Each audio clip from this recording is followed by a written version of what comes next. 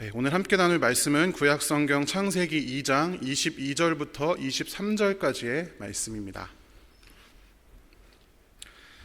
창세기 2장 22절부터 23절까지의 말씀을 함께 읽겠습니다. 이것은 하나님의 말씀입니다. 여호와 하나님이 아담에게서 취하신 그 갈빗대로 여자를 만드시고 그를 아담에게로 이끌어 오시니 아담이 이르되 이는 내 뼈 중에 뼈요 살 중에 살이라.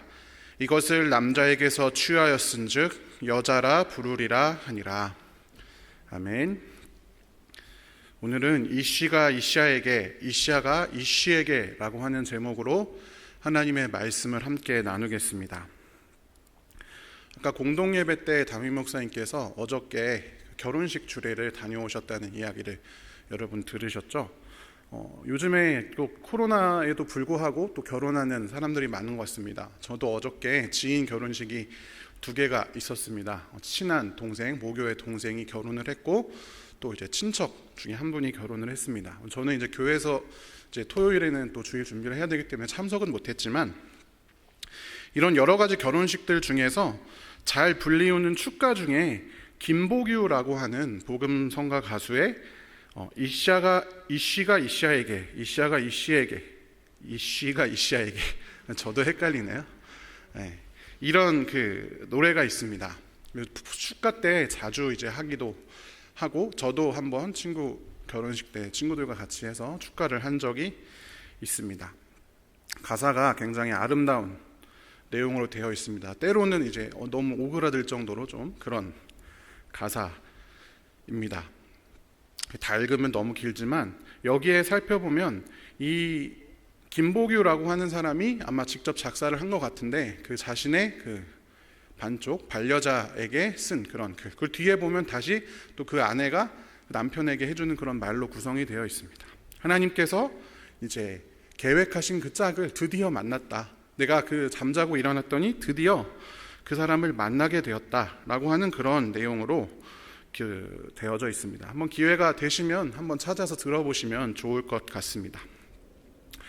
이 아름다운 노래는 오늘 함께 읽었던 본문인 창세기 2장을 배경으로 하고 있습니다.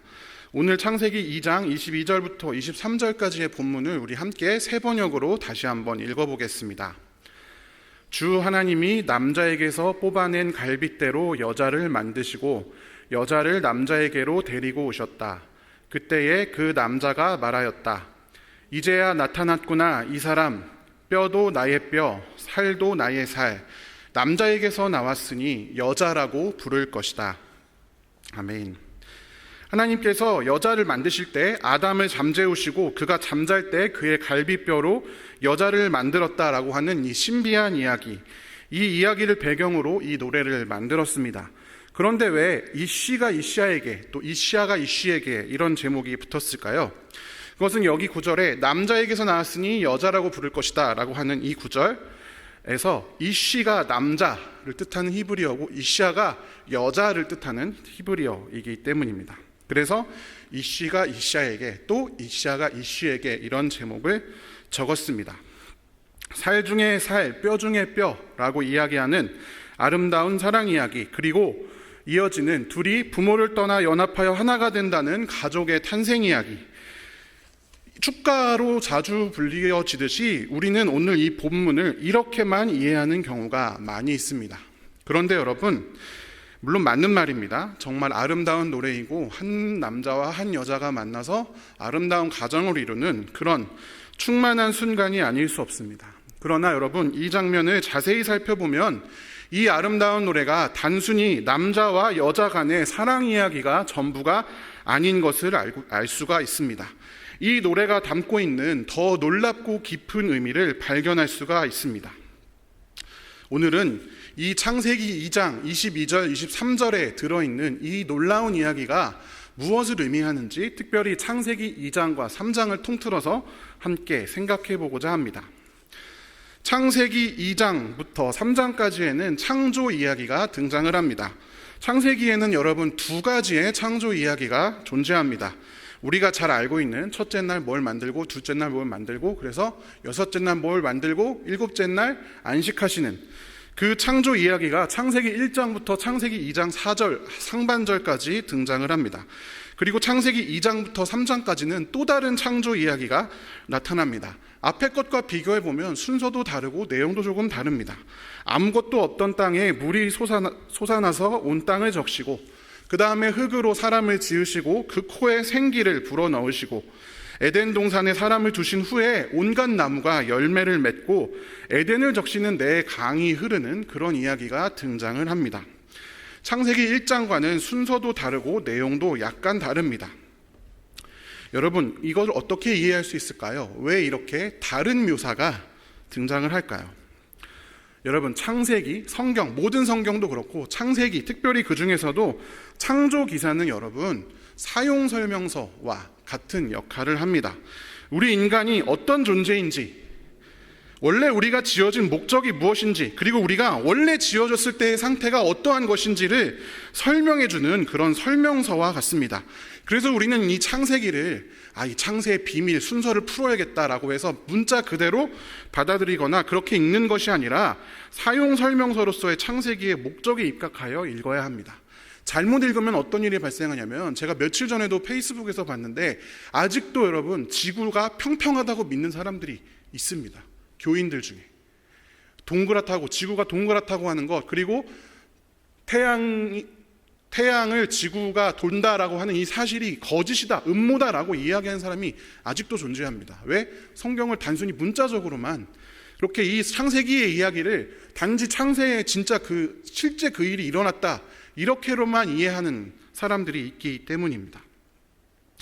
제가 얼마 전에 다임 목사님께서 환경센터 저쪽 석탄리에서 쓰시는 그 제초기랑 그리고 나무 파쇄기를 이제 구매를 하셨어요. 조립을 이제 해야 해서 저랑 홍 목사님이랑 같이 앉아서 그걸 조립을 했습니다. 여러분, 그런 것들을 조립할 때 사용 설명서에 이제 조립 순서가 나와 있지 않겠습니까? 그것을 보고 조립을 해서 완성을 해야 됩니다. 그런데 제가 앉아가지고 그 조립 사용 설명서를 보면서 여기에 적용된 공식이 도대체 뭐냐, 이 힘을 어떻게 할 수 있냐, 원리를 찾는다든지, 아니면 어떤 플라스틱 통을 들고 이 플라스틱의 분자 구조는 도대체 어떻게 되어 있는지, 아니면 날 하나 들고 이 날 만들었을 때 그 사람의, 이 날 만든 사람의 마음 상태를 어땠는지, 여러분 제가 사용 설명서를 들고 그것을 이해할 수가 있겠습니까? 전혀 이해할 수 없지 않겠습니까? 사용 설명서는 그것을 어떻게 조립하고 어떻게 사용할지를 보여주는 그런 것이다라는 것입니다. 창세기를 읽으면서, 특별히 창조기사를 읽으면서 우리가 관심을 가져야 하는 바는 바로 무엇이냐, 가장 중요한 것은 무엇이냐면 우리로 하여금 하나님의 피조물이 되게 하시고, 또한 하나님의 세계 안에서 하나님의 뜻을 따라 살게 하시는 하나님의 부르심이 도대체 무엇인가, 창조기사에서 하나님은 우리에게 무엇을 원하시는가, 우리가 어떤 존재였고 어떤 삶을 살기를 원하시는가를 찾는 것이 더욱 중요하다라는 사실입니다. 그런 차원에서 창세기 2장과 3장에 등장하는 이 두 번째 창조 이야기는 우리에게 한 편의 드라마를 보여주는 것과 같은 역할을 합니다. 총 4막의 연극처럼 우리 앞에 펼쳐집니다. 정확히 대칭의 형태를 지닙니다. 제가 색깔로 약간 구별을 해놨는데요. 첫 번째로 하나님께서 사람을 동산에 두시는 장면이 나오고, 두 번째로 돕는 배필을 지음으로써 에덴 동산이 완성되는 장면이 나옵니다. 그런데 이 돕는 배필이 지어지자마자 뱀이 등장을 하면서 이 완성된 에덴 동산이 바로 깨어지기 시작을 하죠.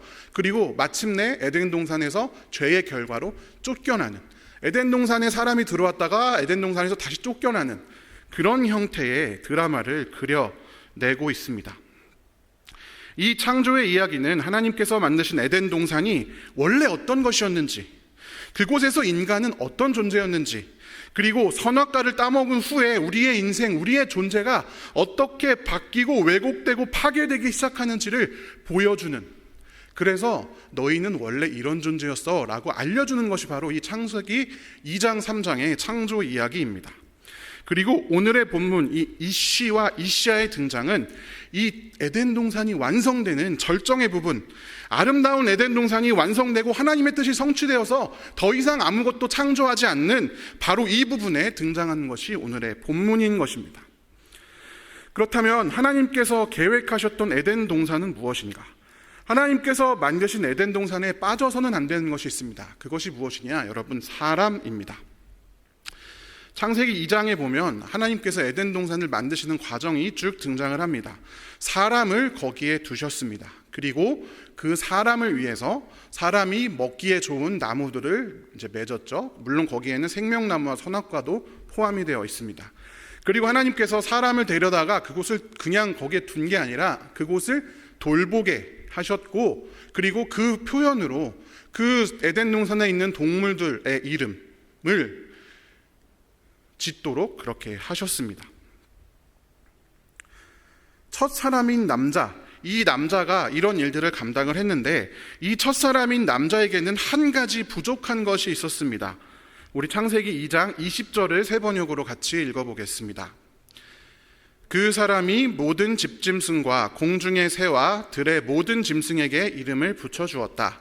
그러나 그 남자를 돕는 사람 곧 그의 짝이 없었다. 아멘. 남자에게는 돕는 사람 곧 그의 짝이 없었습니다. 개역개정 성경을 살펴보면 돕는 배필이다 이렇게 기록이 되어져 있습니다.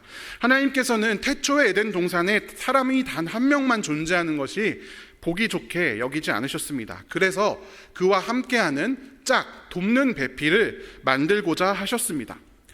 그런데 여러분, 여기서 우리가 잘 이해해야 할 것이 첫 번째에 등장합니다. 그것은 돕는 배필이다 라고 하는 이 구절입니다.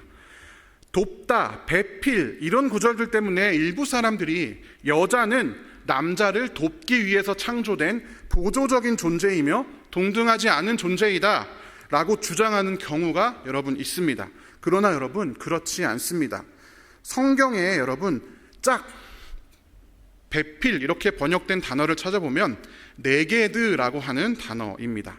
이것은 딱 맞는 수터블, 수트가 이런 양복을 말하는 거잖아요. 양복이 딱 맞는 옷이잖아요. 딱 맞는, 그리고 파트 오포사이트라고 하면 반쪽, 반대쪽, 반쪽 이런 것을 의미합니다. 동일한 자 이런 뜻을 갖고 있다는 것이죠. 배필인 여자는 최소한 아담과 같은 위치, 동등한 위치다라는 것을 이 단어가 보여주고 있습니다. 그런데 여러분, 이 짝은 아까 보았듯이 돕는 사람입니다. 돕다라고 하는 말은 히브리어로 에제르로 기록이 되어져 있습니다. 여러분, 이 에제르라는 말을 여러분 어디서 많이 들어보셨을 것입니다. 에벤 에셀, 도움의 돌이라는 뜻이죠. 여러분, 돕다라고 하는 그런 뜻입니다. 여러분, 이 에제르라고 하는 단어는 어떤 보조적인 역할을 한다, 옆에서 누가 뭘 할 때 옆에서 조금 이렇게 거들어준다, 이런 의미가 전혀 아닙니다. 이 에제르라고 하는 단어는 성경에서 인간을 도우시는 하나님에게 흔히 적용되는 단어입니다. 가장 대표적인 구절을 하나 찾아서 읽어보겠습니다. 시편 124편 8절입니다. 함께 읽겠습니다. 우리의 도움은 천지를 지으신 여호와의 이름에 있도다. 아멘.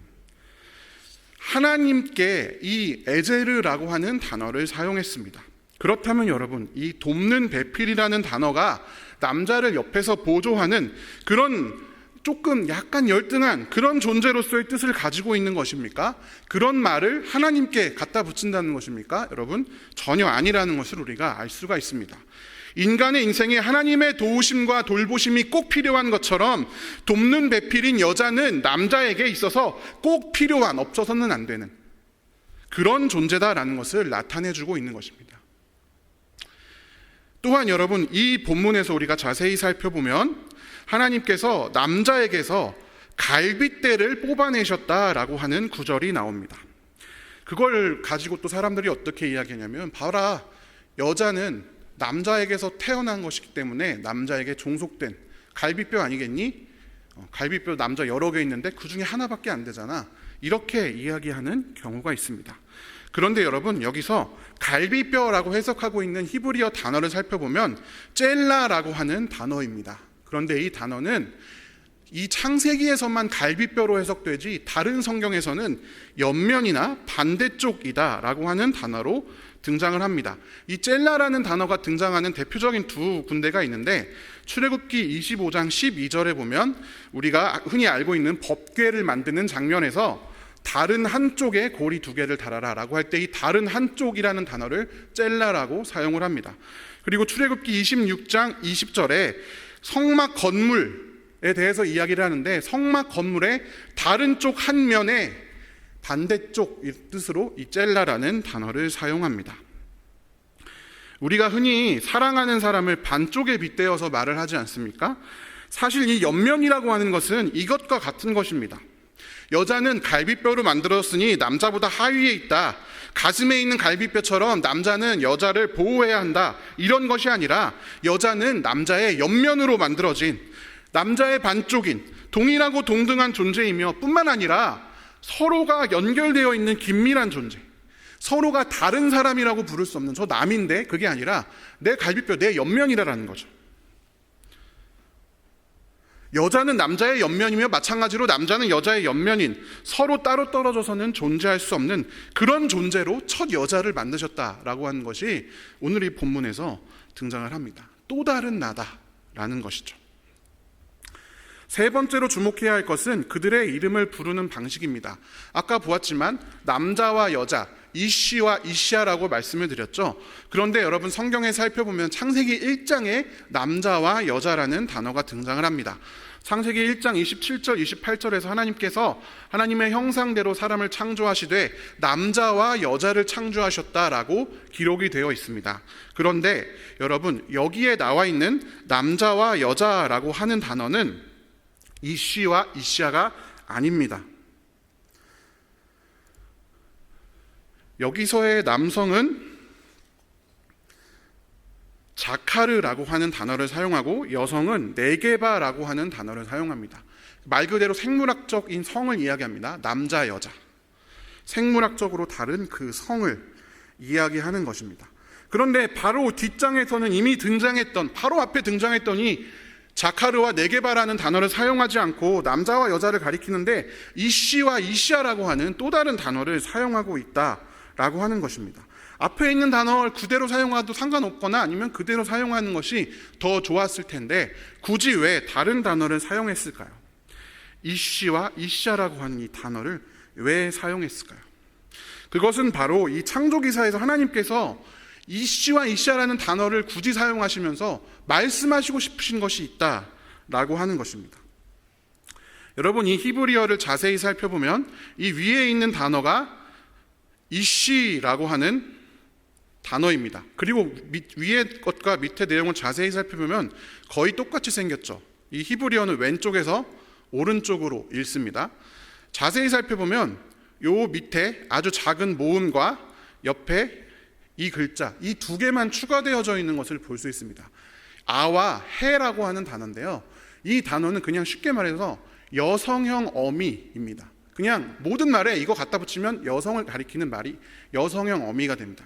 약간 이해가 안 되시면 여러분 영어로 그 존이라고 하는 말이 요한을 가리키는 말이잖아요. 요한의 이름을 따서 존이라고 하잖아요. 근데 우리 애가 여자인데, 제 딸도 여자니까 여자인데 요한의 이름을 붙이고 싶으면 뭐라고 합니까? 존이라고 하면 남자 이름이니까 제인이라고 하거나 조앤이라고 하거나 비슷한 다른 말로 바꾸어서 표현을 하는 거죠. 사실 가리키는 것은 똑같습니다. 이씨와 이시아도 여러분 마찬가지입니다. 단순히 어미만 바뀐 것이지 본질적으로 남성과 여성이 전혀 다르지 않다라는 것을 내포해주고 있습니다. 그냥 여러분 같은 말입니다. 이씨나 이시아나. 그저 여자니까 여자이기 때문에 뒤에 R랑 H를 붙은 것입니다. 본질적으로는 사람, 같은 사람을 가리킨다라고 하는 것입니다. 옆면도 마찬가지인 거죠. 남자와 여자는 본질적으로 동등한 존재이며 또한 서로 깊이 연결되어 있는 존재, 너와 나는 거울 같은 존재, 뗄래야 뗄 수 없는 존재로 하나님께서 만드셨던 것입니다. 또 한 가지 여러분, 창세기 1장에서는 생물학적인 성, 남성과 여성이 등장하고 자녀를 낳는, 생육하고 번성하는 것에 대한 언급이 등장하지만 창세기 2장의 창조기사에서는 이 애를 낳는 일이 등장하지 않습니다. 남성과 여성 서로 결합하여 생육하고 번성하는 생물학적인 성이 아니라 이씨와 이시아, 서로 연합된 한 존재로서의 첫 사람들, 남자와 여자에 대해서 강조하고 있다는 증거가 되겠습니다. 서로를 성적인 욕망의 대상으로만 바라보지 않고 자식을 낳아 대를 이어 생존하기 위한 대상과 도구로만 바라보지 않고 있는 그 자체대로 사랑하고 있는 그대로 신뢰하고 보이는 그대로 믿고 보이는 그대로 사랑하는, 아끼는 그런 것이 태초의 인간이었습니다. 그래서 여러분 창세기 2장 25절에 이런 언급이 있는 것입니다. 같이 한번 읽어보겠습니다. 남자와 그 아내가 둘 다 벌거벗고 있었으나 부끄러워하지 않았다. 아멘. 서로가 숨길 것이 없는 상태, 서로가 부끄러울 것이 없는 상태, 서로가 걸치고 있는 다른 것이 아니라 그 인간 그 자체로 사랑하고 아끼고 하나처럼 여겼던 것이 태초에 지어진 인간들의 상태였다라고 하는 것입니다. 그리고 여러분 이것은 그러면 남자 여자 자꾸 남자 여자 이야기만 하는데 여러분 단순히 여러분 이것은 남성과 여성의 이야기가 아니라 인류 전체의 공동체의 이야기임을 우리가 기억해야 합니다. 지금까지 우리는 남자와 여자로서 자꾸만 성적으로만 생각해 왔는데 그것을 떠나서 여러분 이 남자라고 하는 첫사람과 여자라고 하는 두 번째 사람은 최초의 인류 공동체를 이루었다라고 하는 사실을 우리가 기억해야 합니다. 단순한 부부나 이성관계 거기에서 그치지 아니라 최초의 이 두 사람은 에덴 동산에 있는 온 인류였습니다. 전 인류였다, 공동체였다라는 사실입니다. 하나님의 약속은 아담이나 하와 개인을 향한 것이 아니라 이 두 사람이 이룬 이 공동체를 향한 것이었습니다.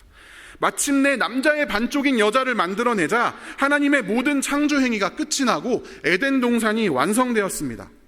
이 두 사람이 만들어낸 공동체는 서로 하나와 같은 연대감과 깊은 신뢰를 가지고 있었습니다. 서로 벗어도 아무렇지 않을 만큼 숨길 것이 없었습니다. 그들은 서로를 살 중에 살, 뼈 중에 뼈로 여기며 행복한 삶을 살았습니다.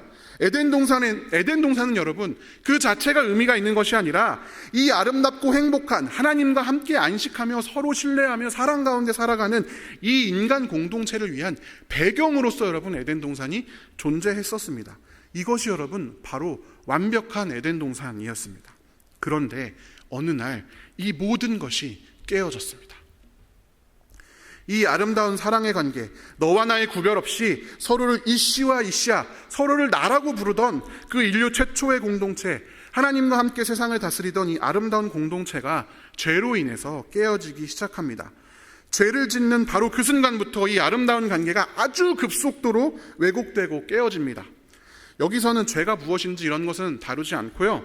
이 죄가 이 아름답던 에덴 동산을 어떻게 파괴하기 시작했는지에 대해서 함께 이야기를 나누겠습니다. 먼저 여러분, 서로가 서로를 자신처럼 인식했던 이들은 서로의 다름을 인식하기 시작합니다. 창세기 3장 7절을 같이 한 목소리로 읽어보겠습니다. 그러자 두 사람의 눈이 밝아져서 자기들이 벗은 몸인 것을 알고 무화과 나무 잎으로 치마를 엮어서 몸을 가렸다. 아멘. 이어서 창세기 3장 10절도 같이 읽어보겠습니다. 그가 대답하였다.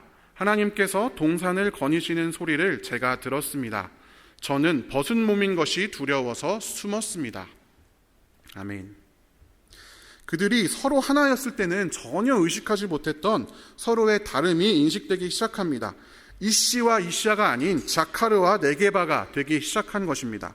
서로가 욕망의 대상으로 인식되고 자신의 들끓는 욕망을 해소하기 위한 상대로 바라보기 시작하게 되었고, 그래서 부끄러워졌습니다. 나를 보호할 필요가 생겼습니다. 그래서 자신들의 하체를 가리게 되었습니다. 서로에게 숨길 것들이 생겼고 상대방에게서 나를 보호해야 할 것들이 생겼습니다. 나라는 존재가 피해를 입지 않기 위해서 숨기고 보호해야 할 것이 생겼다라는 것입니다.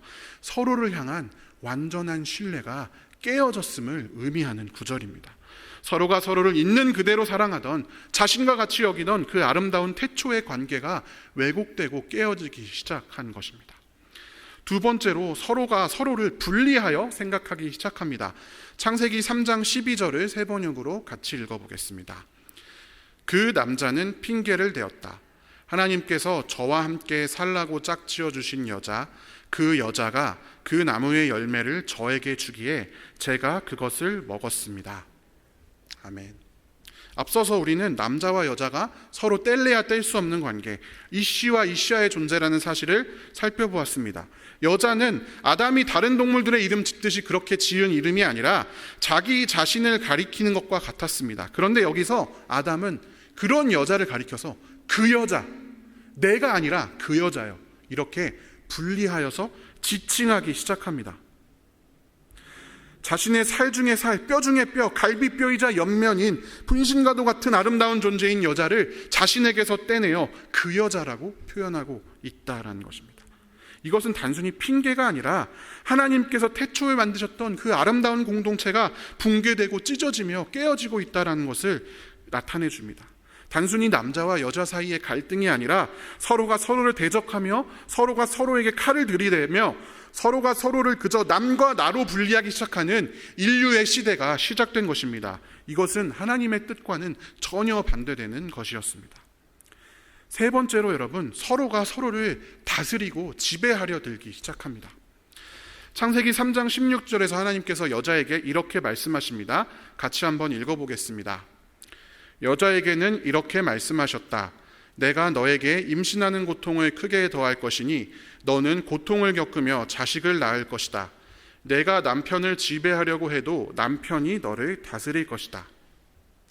여러분, 성경을 읽으면서 가장 좋지 않은 적용이 이런 구절을 읽으면서 봐봐, 남편이 여자를 다스린대, 내 말 순종해, 이런 거죠. 여러분, 이것은 지금 살펴보듯이 죄로 인해서 나타낸 저주입니다. 결과, 왜곡된 것입니다. 하나님의 명령도 아니고 하나님의 뜻도 아닙니다. 여러분, 오해하시면 안 됩니다. 인간의 죄의 결과로 서로 사랑하고 서로 하나였던 이 씨와 이 씨가 틈만 나면 서로 지배하려고 들고 서로를 다스리고자 하는 관계로 바뀌게 되었습니다. 그리고 결국엔 육체적으로 좀 더 강력한 남성이 여성을 다스리는 그런 왜곡된 형태로 나타났습니다. 이러한 행위의 결정체가 바로 잘 성경에 드러나 있습니다. 이시아의 이름을 더 이상 이시아라고 부르지 않기 시작한 것입니다. 창세기 3장 20절 상반절을 세 번역으로 읽겠습니다. 아담은 자기 아내의 이름을 하와라고 하였다. 아멘. 앞서 여러분, 동물들의 이름을 붙이는 행위가 무엇이었습니까? 하나님께로부터 넘겨받은, 위임받은 세상의 통치권의 상징이었습니다. 아담은 자신이 살 중에 살, 뼈 중에 뼈라고 부르던 마치 삼위일체처럼 서로 하나였고 서로 사랑하고 서로의 반쪽 그 자체였던 이시아를 마치 동물들처럼 하와라고 이름을 붙이고 있습니다. 여자를 다스린다라는 자신의 권위의 표현입니다. 여러분, 얼마나 비극적인 일입니까? 서로가 서로를 하나처럼 여겼던 그런 존재가 서로에게 이름을 지어주는, 서로를 소유하고 다스리려고 하는 존재로 바뀌게 되었다라고 하는 것입니다. 그리고 여러분, 창세기 1장에 나온 다스림과 생육의 축복이 저주가 되었습니다. 남자에게 하나님께서 이렇게 말씀하십니다. 같이 창세기 3장 17절을 세 번역으로 읽어보겠습니다. 남자에게는 이렇게 말씀하셨다. 내가 아내의 말을 듣고서 내가 너에게 먹지 말라고 한 그 나무의 열매를 먹었으니 이제 땅이 너 때문에 저주를 받을 것이다. 너는 죽는 날까지 수고를 하여야만 땅에서 나는 것을 먹을 수 있을 것이다. 아멘. 생육하고 번성하는 것, 땅을 다스리는 것은 하나님께서 인간에게 주신 권한이자 동시에 큰 축복이었습니다. 그런데 하나님께서 주신 이 아름다운 권한, 에덴 동산에서 행복하게 지냈던 이것이 정반대로 저주로 바뀌었습니다. 땅은 더 이상 아담에게 순종하고 아담과 함께 지내지 않습니다. 엉겅퀴와 풀을 내어서 땅을 경작하기 어렵게 만들고, 그래서 평생 동안 땀 흘리고 수고해야 땅에서 나는 것을 먹을 수가 있습니다. 생육과 번성의 축복 역시도 앞에 여자에게 하신 말씀에서 우리가 보았듯이 출산의 고통으로 바뀌었습니다. 다스림과 생육, 번성의 축복은 이제 인간에게 고통의 이름으로 바뀌게 된 것입니다. 절망과 슬픔이 가득한 이 에덴 동산의 결과가 바로 여러분 이것입니다. 그럼에도 불구하고 여러분, 이 저주의 선고에서 들려오는 한 가지 희망의 목소리가 있습니다. 아까 앞에서 창세기 3장 20절에 아담이 하와의 이름을 지어주었잖아요. 이 창세기 3장 20절을 다시 한번 읽어보겠습니다. 아담은 자기 아내의 이름을 하와라고 하였다. 그가 생명이 있는 모든 것의 어머니이기 때문이다. 아멘. 더 이상 이시아라고 불리우지 않고 다른 피조물들처럼 하와라고 이름 붙여진 그 이름에서 들려오는 한 가지 희망이 있습니다. 그것은 회복의 희망입니다. 아담은 하와의 이름을 붙이면서 그 이름의 뜻에 생명이라는 뜻, 생명의 어머니라는 뜻을 포함합니다. 좌절과 절망과 죽음으로 점철된 그런 에덴 동산에서 쫓겨난 결과가 아니라 새로운 희망과 소망이 드러나는 그런 이름입니다. 하나님께서도 뱀에게 저주하며 이렇게 말씀하셨습니다. 창세기 3장 14절 15절 같이 한번 읽어보겠습니다. 주 하나님이 뱀에게 말씀하셨다. 내가 이런 일을 저질렀으니 모든 집짐승과 들짐승 가운데서 내가 저주를 받아 사는 동안 평생토록 배로 기어다니고 흙을 먹어야 할 것이다. 내가 너로 여자와 원수가 되게 하고 너의 자손을 여자의 자손과 원수가 되게 하겠다. 여자의 자손은 너의 머리를 상하게 하고 너는 여자의 자손의 발꿈치를 상하게 할 것이다. 아멘. 여러분, 이 구절은 원시복음이라고 불리우는 구절입니다. 왜냐하면 여기서 나오는 여자의 자손이 바로 예수 그리스도를 상징하는 것으로 이해하기 때문입니다. 저주와 절망, 깨어짐과 왜곡, 도무지 다시 희망을 찾을 수 없는 그 자리에서 하나님은 회복을 약속하셨고 아담은 생명을 기약합니다. 사랑하는 성도 여러분, 지금까지 우리는 에덴 동산의 아름다운 이씨와 이샤의 관계가 죄로 인하여 얼마나 어그러졌는지 살펴보았습니다. 그런데 그것으로 끝이 아니라 아담은, 그리고 하나님께서는 회복의 씨를 심어두셨습니다. 그것은 여러분, 우리에게 어떤 이야기를 던지고 있는 것일까요? 여러분, 우리는 이렇게 죄로 인해서 깨어지고 비뚤어진 세상 속을 살아갑니다. 소망이 없어 보이는 세상 가운데 죄로 인한 깨어짐과 왜곡과 변형이 당연하게만 여겨지는 이 세상 가운데에서 그럼에도 불구하고 생명의 어머니인 하와의 존재와 하나님의 회복의 약속이 에덴 동산에서 쫓겨난 인류 가운데 있었듯이 우리 역시도 오늘 소망을 노래해야 한다는 것이 이 말씀을 통해서 하나님께서 우리에게 주시는 의미입니다. 새 생명을 기약해야 한다는 것입니다.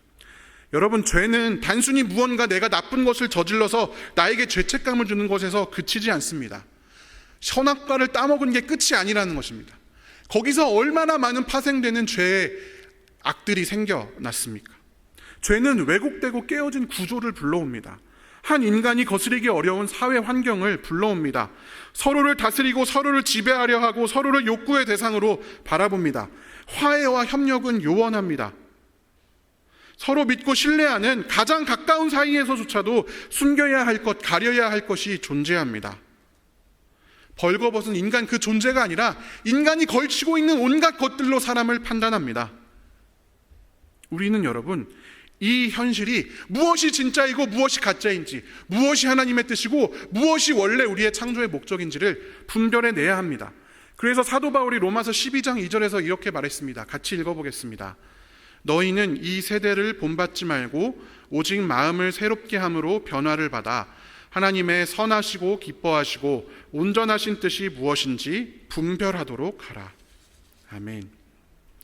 이 세상의 죄로 인한 악한 구조가, 잘못된 관습이, 우리의 암묵적인 동의가, 아름다운 관계가 존속되지 못하도록 생육과 번성의 축복을 고되고 힘든 것으로만 그 자리에 그냥 놔두도록, 신뢰와 화해를 순진하고 사회생활 못하는 바보의 것으로만 여기도록 하고 있는 것은 아닌지, 우리가 그것에 동참하고 있는 것은 아닌지 바라보아야 합니다. 그리고 그것을 바로 세울 수 있어야 합니다. 현실을 바로 보되 회복을 기약하면서 그것을 위해 우리의 삶을 내던져야 한다. 왜냐? 우리는 애초에 그렇게 태어난 존재가 아니기 때문입니다. 사랑하는 성도 여러분, 이미 예수님께서 십자가에 달리시고 부활하심으로써 우리를 죄의 종살이에서 해방시켜 주셨습니다. 우리에게는 얼마든지 이 에덴 동산의 인생을 회복할 수 있는 힘도 있고 능력도 있습니다. 하나님께서는 그런 삶, 아름다운 것을 힘써 지키는 삶으로 우리를 부르셨습니다. 그것은 바로 에덴 동산에서처럼 우리 부부가, 우리 가족이, 또한 너와 내가, 우리 교회가, 우리 인류가 서로가 이씨와 이씨아임을 다시 기억하며 인식하는 데서 출발하는 것입니다. 우리 아름다운 교회가, 우리 성도들의 삶이 단순히 남자 여자 관계, 부부 간의 관계가 아니라 우리 모두의 인생이 이씨가 이씨아에게 부르는 이 아름다운 노래처럼 회복되기를 소원합니다. 서로가 서로를 사랑하고 나 자신처럼 여기는 그런 삶이 되기를 소원합니다. 이것이 여러분 성령 충만 당시에 일어났던 일입니다. 사도행전 2장 44절부터 47절까지를 세 번역으로 읽어보겠습니다. 믿는 사람은 모두 함께 지내며 모든 것을 공동으로 소유하였다. 그들은 재산과 소유물을 팔아서 모든 사람에게 필요한 대로 나누어 주었다. 그리고 날마다 한 마음으로 성전에 열심히 모이고 집집이 돌아가면서 빵을 떼며 순전한 마음으로 기쁘게 음식을 먹고 하나님을 찬양하였다. 그래서 그들은 모든 사람에게서 호감을 샀다. 주님께서는 구원받는 사람을 날마다 더하여 주셨다. 아멘. 여러분 어떻습니까? 초대교회의 교인들은 서로가 이씨이자 이씨야였습니다. 이미 이루어진 일들입니다. 물론 요원해 보이긴 합니다. 저부터도 이씨야? 다른 사람들을 그렇게만 바라볼 수 있을까? 의심이 되는 것이 사실입니다. 그럼에도 불구하고 사도 바울이 말한 것처럼 오늘도 이 표대를 향하여 내가 얻었다 함도 아니요 이미 획득한 것이 아니라 그곳을 향해서 오늘 달려가야 합니다. 나를 위한 온갖 축복을 얻어내는 것이 신앙의 목적이 아니라 서로가 이씨가 되고 이씨야가 되는 것이 우리의 신앙의 목적임을 여러분 꼭 기억하십시오. 그것이 창조된 우리의 원래 목적입니다. 함께 기도하겠습니다. 사랑의 하나님 감사합니다. 죄로 인해 왜곡된 삶 가운데에서도 예수 그리스도의 복음이 우리 귀와 우리 마음에 울려 퍼지게 하여 주셔서 우리를 그 자리에 종살이하게 두지 아니하시고 구원하여 주시니 감사합니다. 우리는 그 종살이에서 풀려난 자처럼 살게 하여 주시옵소서.